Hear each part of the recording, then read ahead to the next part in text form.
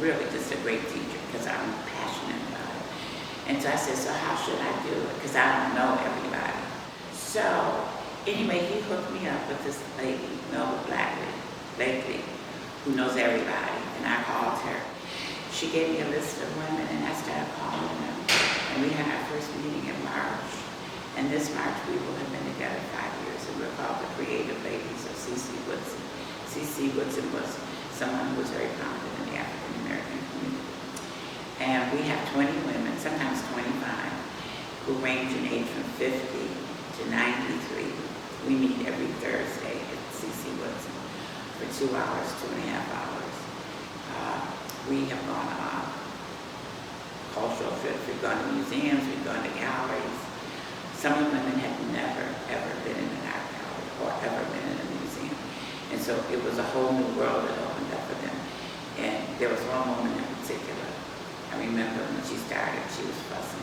I don't know what all this stuff is about. I don't know how to do this. I can't do this. Da, da, da, da. So I said, just play, just have fun. Don't censor yourself. Just let it rip. She created some of the most beautiful prints, and she was so proud of what she had accomplished that she took one of her pieces and had it framed. And when the new center opened, and they had this big grand opening, she walked around all day with the thing. Look what I did, look what I did. And so it has given these women a new voice, another voice. And that's what art does. It gives you a spiritual voice. And to see that awaken, and to see them start to critique their work, and to learn new techniques, and to take some real ownership and pride. I mean, it's just really a wonderful kind of thing.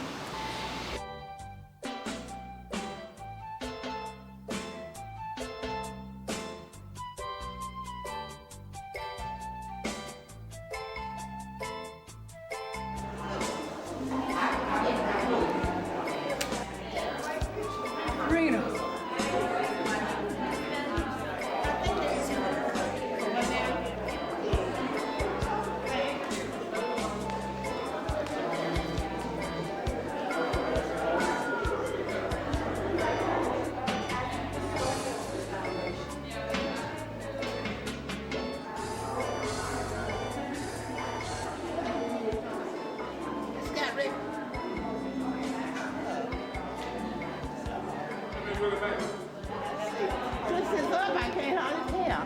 Now, that number is mine. That brown one, yeah, this is mine. Got this? Very nice.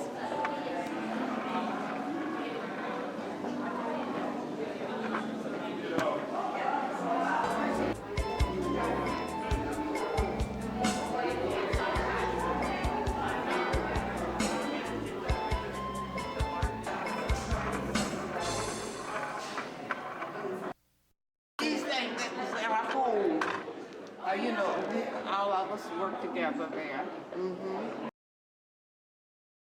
That's mine, that one, and this one too.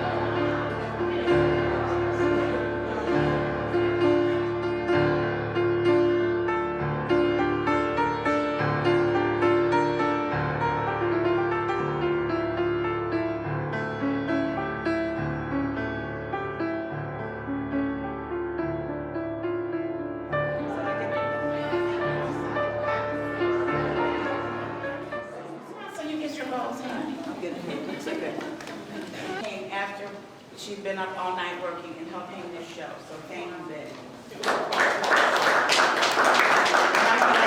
All of you ladies are special, you know that, okay? And I love all of you in different ways. I want to make a special tribute to Gloria Moore.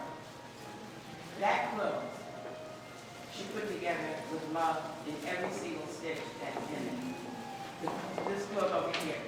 And at the end of this exhibit, it's called the Ladies Quilt.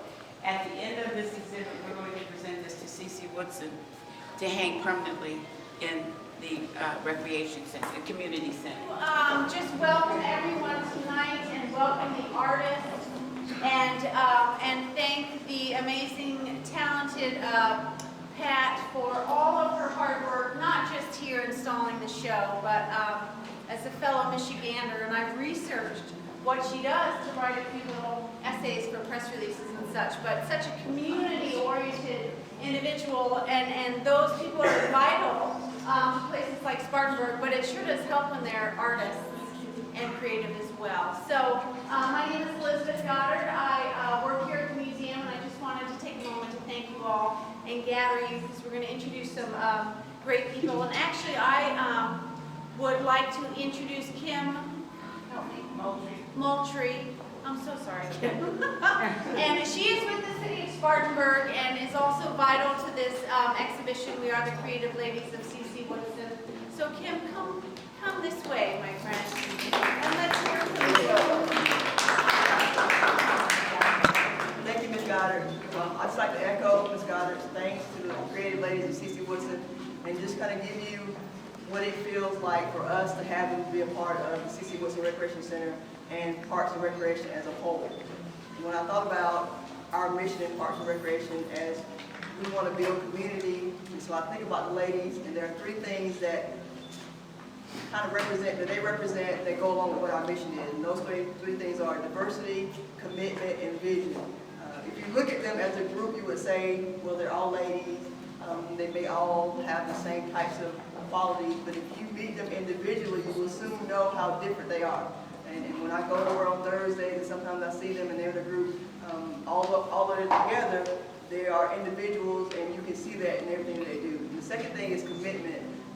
When I learned that they had been together for 3 years, and they've been consistently coming to the center and adding members, 5 years, and so that shows a great commitment. And to have the vision to end up here, that is a wonderful thing. I talked to some of the ladies and they were like, well, we never thought that you had the ability to do this, and so my comment was, well, you have the heart to do it, so that is what led you here. And so that's what we believe in Parks and Recreation, is that we are building community, and we are grateful to have the Creative Ladies of C.C. Woodson as a part of our family.